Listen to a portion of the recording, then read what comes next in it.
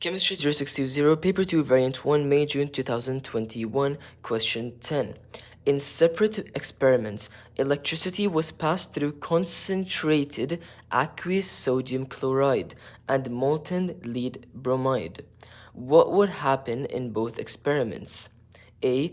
A halogen would be formed at the anode. B. A metal would be formed at the cathode. C. Hydrogen would be formed at the anode. D. Hydrogen would be formed at the cathode. So first let's have a look at our first compound. This is a concentrated aqueous sodium chloride. So according to the rule, whenever you see aqueous, you make the cross-sectional table, H and OH on the top, and then put the this H and OH are the aqueous compounds that make water, H2O, and then put the relevant compounds below. H is positive, so Na positive, OH negative, chlorine negative. Now you see which one is going to react first.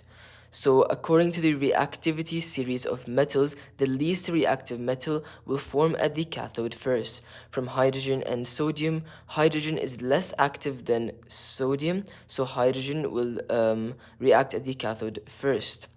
From the anions, hydroxide and chlorine. For concentrated aqueous solutions, chlorine, bromine, iodine react first, then hydroxide reacts, then polyatomic ions reacts. For dilute solutions, hydroxide reacts first, then chlorine, bromine, iodine, then polyatomic ions. So because it's concentrated, chlorine will form first at the anode.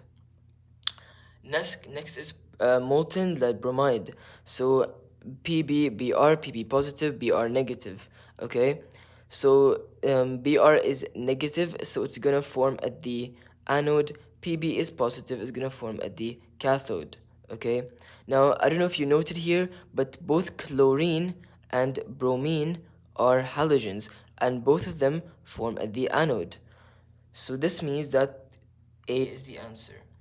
A halogen would be formed at the anode in both experiments. So in both sodium chloride, aqueous concentrated sodium chloride, and molten lead bromide, a halogen forms at the anode.